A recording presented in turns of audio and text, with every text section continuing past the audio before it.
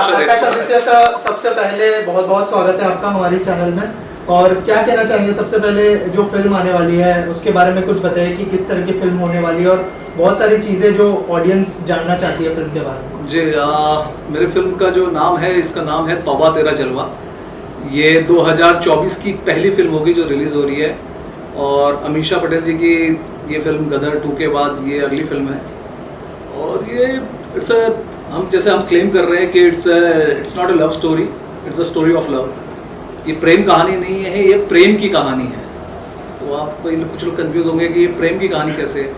तो क्या होता है ना, हम लोगों ने हमेशा फिल्मों में देखा है कि लव स्टोरी तो हमने देखी है, पर प्यार क्यों होता है, किस लिए होता है, उसका क्या प्रोसेस है, ये बड़ी फिलोसॉफिकल चीज़ें हैं। इसके पीछे हज़ारों साल से हमारे ऋषि मुनियों ने और फिलोसोफर्स ने वर्ल्ड वाइड इन्होंने इसके ऊपर बहुत सारी चीज़ें लिखी हैं।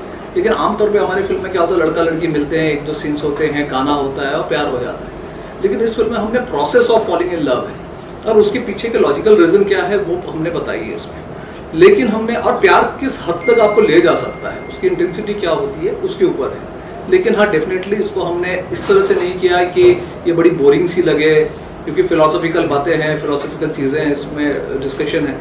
तो इसको हमने बड़ी इंटरेस्टिंग में रखा है कि आज का यूथ जो है, मतलब जो हाई स्कूल के बच्चे, कॉलेज के बच्चे, और जिन्होंने भी जीवन में प्रेम किया, वो सब इससे रिलेट कर सके। तो इस तरह के हमने लोगों इसको एक उस तरह से जोड़ा है चीज़ों को, मतलब उसको इंटरेस्टिंग रखा है। विटी डायलॉग्स है बहुत इसके, आप लोगों ने कुछ ट्रेलर्स में भी देखे होंगे, हालांकि ट्रेलर के से फिल्म को जज मत कीजिएगा। फिल्म बहुत भव्य है, बहुत अलग लेवल पे है, और मैं आप लोगों के थ्रू ये मेरा एक तरह से कह सकता हूँ, मैं पूरी रेस्पॉन्सिबिलिटी के साथ कह रहा हूँ कि अगर फिल्म अच्छी ना लगे तो आपके चैनल के नीचे जाके लोग हमें क्रिटिसाइज कर सकते हैं, और मैं आके उसको लाइक करूँगा।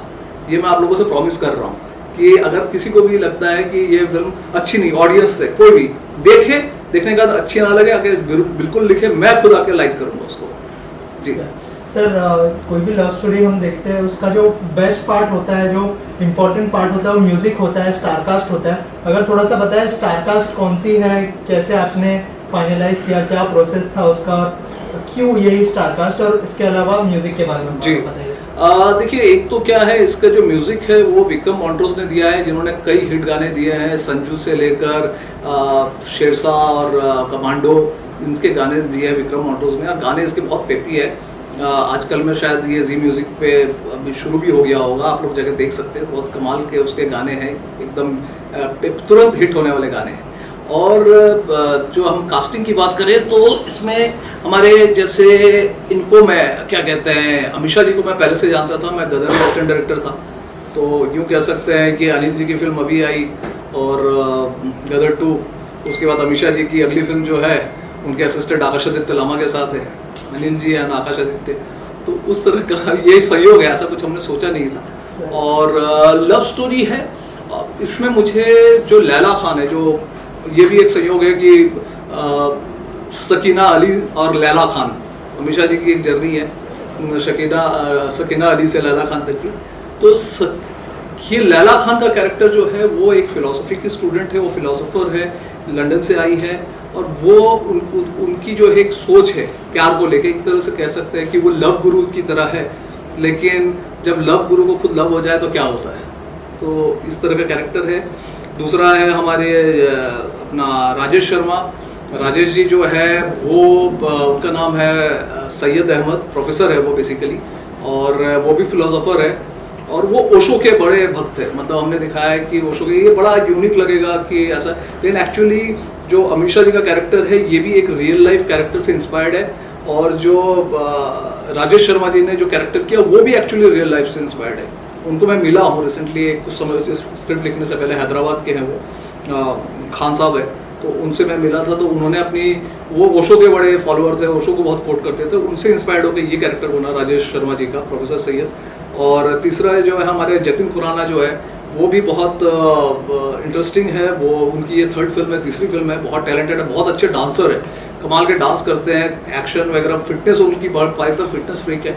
तो उनकी एक ये स्टूपिड प्यार करके एक फिल्म थी, उसके बाद उनकी जय जवान जय किसान, और ये उनकी तीसरी फिल्म है। एंजेला ग्रेसली की, जो विक्रम भट्ट की शायद 1921 में थी वो, उनको आपने देखा होगा, वो इंडो पॉलिश एक्ट्रेस है और बहुत टैलेंटेड है, उनकी एक तरह से कह सकते हैं डेब्यू है ये हिंदी में। और उन्होंने उनका कैरेक्टर है रिंकू कुमारी। रिंकू कुमारी जो मैं बेसिकली टीवी में बहुत सारे शोज़ लिए, करीब 3000 एपिसोड टीवी के 7 वो वाले सीरियल लिखे, कुसुम कुमकुम, प्यार के दो नाम, एक राधा एक श्याम, झिलमिल सितारों का आंगन होगा, आक्रोश, पिया का आंगन, जो कहूँगा सच कहूँगा, इस तरह के बहुत सारे शोज़ लिखता था मैं। 2013 तक मैंने बहुत टीवी किया। और टीवी का असर क्या होता है फैमिली लाइफ में, लोगों के घर में जो अभी देख रही होंगी, महिलाएं देख रही होंगी या जो पुरुष भी देख रहे होंगे, उनको पता है कि वो टीवी का असर एक्चुअली उनके व्यक्तिगत जीवन में कितना पड़ता है। घरों में लड़ाई झगड़े किस तरह से होते हैं, वाइफ जो है, हाउस वाइफ जो है, लड़कियाँ जो यंग लड़कियाँ, वो टीवी से बहुत ज़्यादा इन्फ्लुएंस होती है। तो हमारी जो रिंकू कुमारी है, ये बहुत ज़्यादा टीवी से इन्फ्लुएंस है, टीवी के कैरेक्टरों के हिसाब से अपने आप को बिहेव करती है। जो एंजेला का कैरेक्टर है, बहुत इंटरेस्टिंग कैरेक्टर है। तो अब जो है, और अपने तो इस तरह के 4 कैरेक्टर्स हैं, और भी बहुत सारे इंटरेस्टिंग कैरेक्टर, नीरज सूद है, अहसान खान है, मनोज टाइगर है, डॉक्टर अनिल रस्तोगी है, जहांगीर खान है, सब कैरेक्टर अपने आप पे कंप्लीट है। लेकिन जब इंटरेस्टिंग बात यही है कि जब इस तरह के लोग एक साथ आते हैं, एक टीवी देखने वाली लड़की और एक फिलोसोफर, जब दोनों एक साथ आएंगे तो क्या होगा। जब एक जो है रोबी त्यागी, जो कि वेस्टर्न यूपी का एक समझना एक तरह से अंडरवर्ल्ड का या कह सकते हैं माफिया के तरह का इंसान है, उसके लाइफ में एक लंदन से आई हुई अमीषा पटेल, उनका क्या होगा जब इस तरह के वियर्ड एक अलग अलग दुनिया के लोग इकट्ठे होते हैं, तो क्या होता है। तो वो तौबा तेरा जलवा होता है। So lastly, I want to ask, why will the audience go to the theatre to watch this kind of project? See, if you can't miss this film. Honestly speaking, I am saying it with full responsibility. You cannot miss this film because, again, as I said, कि if you don't like the film, you are free to comment on your channel, and I will personally come and like that if anybody doesn't like the film. The reason is that film is it's not love story. It's a story of love. प्यार को किस तरह से हमने present किया है, ये अपना बच्चा सबको प्यारा लगता है। हर डायरेक्टर फिल्म रिलीज होने से पहले ऐसे ही बैठता है और बड़ी बड़ी बातें करता है कि मैंने कमाल फिल्म बना दी है, मैंने कमाल कर दिया। तो इस हो सकता है इस समय लोगों को लगे फिल्म कमर्शियली कितना करेगी नहीं करेगी ये भी मुझे नहीं पता, लेकिन जो भी इस फिल्म को देखेगा आई एम श्योर उसको फिल्म बुरी नहीं लगेगी। मैं I can say this with complete responsibility, with full responsibility, will love the film, that I can assure. Akash भाई, जो एक डायरेक्टर होता है, फिल्म मेकर होता है, he works very hard subject to come on board. उसके बाद फिल्म रिलीज होना वो भी एक प्रायोरिटी होती है, प्रॉपर तरीके से रिलीज हो।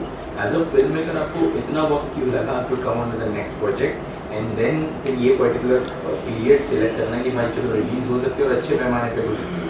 जी, एक्चुअली मेरी पहले फिल्म तो 2012 में रिलीज हुई थी एज अ कमर्शियल फिल्म। मैं एक्चुअली इनफैक्ट मैं I came to Bombay as to become a director. I never wanted to be an actor. कुछ लोगों को शक्ल से मैं एक्टर जैसे दिखता हूँ, लेकिन I never wanted to be an actor because I am not a good actor first of all. Though I have acted some time, जब मैं कोई शो लिख रहा था, टीवी शो, तो प्रोड्यूसर ने कहा यार कर लो थोड़ा रोल, तो but I was never a good actor. मतलब हालांकि एक्टिंग किया तो काफ़ी फेम में मिला था। कुछ लोग जो देख रहे होंगे पिया का आंगन, जो कहूँगा सच कहूँगा, उस समय मैंने किया, बट एक्चुअली मैं उसमें राइटर था, मेनली राइटर था, तो उसकी वजह से किया। लेकिन then I started my theatre group. Basically I am from theatre. मेरा पहला नाटक था जो काफ़ी क्रिटिकली अक्लेम्ड था, लिखा हुआ मोहनजोदड़ो, जो मैंने बहुत कम एज में लिखी थी। उस नाटक की वजह से जो है मेरा काफ़ी बहुत सारे टीवी के स्टार्स हैं जो उस नाटक से जिन्होंने अपनी करियर की शुरुआत की, जोधा सीरियल की जोधा, फिर वो परिधि, देवलीना भट्टाचार्य, मिताली नाग, ये लोग वो। लेकिन क्या हुआ, मैं उस फिल्म के बाद mostly I was into theatre and then I was into social work. मैंने बहुत ज़्यादा, मैं कोई बीच में बहुत साल सामाजिक कार्यों में रहा। And then I made the first Nagamese film. Nagaland की पहली फिल्म जो है उसका क्रेडिट भगवान की कृपा से मुझे मिलती है कि वो फिल्म मैंने बनाई नानी तेरी मोरनी के नाम से, और वो फिल्म काफ़ी क्रिटिकली एक्लेम्ड फिल्म है। आप लोग अगर देख उसके बारे में पता करेंगे तो आपको पता चलेगा कि वो 2018 में गोवा में इफ़ी होता है, उसमें इंडियन पैनोरमा सेक्शन में वो फिल्म सेलेक्ट हुई थी। वो एक नागालैंड की छोटी बच्ची है मोनबिनी ज़ू, उसकी लाइफ के ऊपर बेस्ड है ना, जिसने अपना 2014 की सबसे छोटी बच्ची जिसको नेशनल चिल्ड्रन ब्रेवरी अवार्ड मिला था, जो बाल वीरता पुरस्कार होता है, वो मिला था उस बच्ची को। तो वो था। फिर उसके बाद मैं दूसरी चीज़ों में लगा होता। फिर then I started this film. हमने इस पर काम करना शुरू किया, इसके स्क्रिप्ट पे तौबा तेरा जलवा। I wanted to come back as a फिर again as a commercial director, क्योंकि नानी तेरी मोरनी जैसा अभी यूनिसेफ ने भी दिखाई है, साल भी लास्ट ईयर भी गोवा इफ़ी में यूनिसेफ ने उस फिल्म को दिखाई, धनक, नागेश कुंडूर जी की धनक, और मेरी फिल्म भी थी उसमें, रानी तेरी मोरनी। लेकिन फिर मुझे लगा I want to make a commercial film because that gives you पैसे भी मिलते हैं and you go to wider audience. So I wanted, मतलब मैं चाहता था मेरे चीज़ों को ज़्यादा लोग देखें। So then this idea came, but by the time we started the film Covid आ गया। कोविड के बाद यू नो कि सारी चीज़ें बहुत बदल गई हैं। तो हमारे लिए फिल्म मेकर्स के लिए स्पेशली जो है पूरा एक सिनेमा का सिनेरियो चेंज हो गया, व्यूइंग चेंज हो गई है, सारी चीज़ें चेंज हो गई है। लोग जिस तरह से अपना लोग और सोचने लगे OTT में फिल्म आ जाएगी। जैसे हमारी फिल्म अभी तक कोई OTT में आने का ऐसा प्लान नहीं हमने रखा है। हमारा बहुत क्लियर था हम थिएटर में ही लाएंगे फिल्म को। तो थिएटर में आने के लिए थोड़ा सा ऑडियंस अब आने लगी, तो ये हमारे लिए सही समय था। तो ठीक है, फिल्म हालांकि उस हिसाब से अगर आप, क्योंकि हमारी फिल्म उस समय बहुत एडवांस थी, समय के से एडवांस थी, तो इसलिए नीदर टेक्निकली नॉ स्क्रिप्ट वाइज आपको स्टेल नहीं लगेगी फिल्म। आप जब देखिए पुरानी नहीं लगेगी, आप जब थिएटर में देखेंगे आपको बिल्कुल फ्रेश लगेगी आज की फिल्म है। क्योंकि हमने शायद समय से थोड़ा पहले बना ली थी इस फिल्म का सब्जेक्ट, और इसका जो ट्रीटमेंट था वो थोड़ा समय से एडवांस था। हालांकि कोविड में लोगों का थोड़ा टेस्ट चेंज हुआ है, क्योंकि हमने बहुत सारे वर्ल्ड सिनेमा देखा, हमने OTTs को देखा है, तो उसके हिसाब से। लेकिन definitely this film will stand out because it's a different film, it's a different cinema. आज में आपने बात की डायरेक्टर और एक्टर की, यू नो, जी। लेकिन हम तो अभी देख रहे हैं कि जैसे director Anurag Kashyap, he is also doing good as an actor. Himanshu Dhulia है, कैमरा वासेर में देखा, ये लोग भी जो यू नो कहते हैं कि एक डायरेक्टर काफ़ी अच्छी तरीके से समझ पाता है एक एक्टर की, जो ऑफ कोर्स उसी ने बनाई है फिल्म, उसी ने लिखी हुई है। तो I mean as a person, अगर आपको एक प्रॉपर तरीके से एक्टिंग का भी रोल अगर आगे कुछ होता है, या आपके ऑफ कोर्स ऐसे कुछ है प्लान्स कि करना है या नहीं? बिल्कुल भी नहीं, एक्चुअली मैं बता रहा हूँ, जैसे अनुराग कश्यप जी की आप बात कर रहे हो, तो अनुराग कश्यप जी जो है एक्टर ही बनने आए थे। मैं असिस्टेंट डायरेक्टर था और मैंने उनके साथ शूट किया हुआ है। एक जो TVCs होते थे उसमें उन्होंने एक्ट किया था, और वो अभी दिखाऊंगा तो उनको भी बुरा लगेगा उनकी जो एक्टिंग थी। बट ठीक है, अनुराग जी को, वो मेरे सीनियर भी है, और मतलब तो वो एक्टर बनना चाहते थे। और मुझे हिमांशु जी भी मेरे ख्याल से थिएटर करते थे। मैं थिएटर में कभी कभार एक्टिंग करता हूँ, जब मेरे ग्रुप में कोई एक्टर नहीं होता है तो मैं कर लेता हूँ। जैसे मेरी आने वाली जो फिल्म है अगेन इसके बाद जो आ रही है, मिलन होगा कब जाने, वो भी जो है मेरे एक नाटक है शबरी का मोहन, उसके ऊपर बेस्ड है। हालांकि कोविड के समय हमने उसका शो किया था, ऑनलाइन शो किया था, तो कोई एक्टर नहीं था, तो उसमें लीड रोल मैंने किया था। लेकिन जब फिल्म बनाई तो मुझे लगा कि नहीं, मुझे नहीं करना चाहिए, मुझे उसके लिए एक अच्छा एक्टर लेना चाहिए। तो मैंने FTI से एक्टर लिया, और अब जिस लड़की को मैंने लिया था राजनांदगांव से, सुरभि श्रीवास्तव, उसका भी FTI में सिलेक्शन हो गया।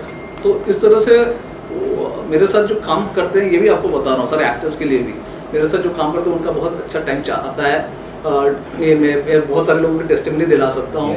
और जो भी आने वाली फिल्मों के लिए जो भी स्टार्स या एक्टर्स देख रहे हैं वो सुन लीजिए, मेरे साथ आप काम करेंगे तो आपका बहुत भला होगा, है ना। देखिए अमीषा जी मेरे साथ काम कर रही थी तो उनकी गदर 2 आ गई, हालांकि ये बाद में आ रही है। तो मेरे साथ काम कीजिएगा, सारे एक्टर्स के लिए, स्टार्स के लिए बोल रहा हूँ। एक्टर्स तो मिल जाते हैं, स्टार्स आसानी से हाथ में नहीं आते, तो उनके लिए ये कह रहा हूँ कि ये मेरे इंटरव्यू सुनने के बाद आप लोग सोचिएगा कि मेरे साथ काम करने में फ़ायदा है। I am a lucky director. Sir, ये तौबा तेरा जलवा कब रिलीज होने वाली है थिएटर्स में, कब ऑडियंस देख पाएगी? तौबा तेरा जलवा 5 जनवरी 2024 को रिलीज हो रही है। यह 2024 की सबसे पहली फिल्म है, और इस फिल्म को जो है, इस फिल्म एक कह सकते हैं कि इस फिल्म से जो है आगे बोलते हैं ना, क्या पूत के पाँव पालने में दिखते हैं, तो हो सकता है ये फिल्म अच्छी चले तो 2024 बाकी फिल्मों के लिए भी अच्छा हो, तो मैं तो यही सोचूंगा। Thank you sir, thank you so much and all the best.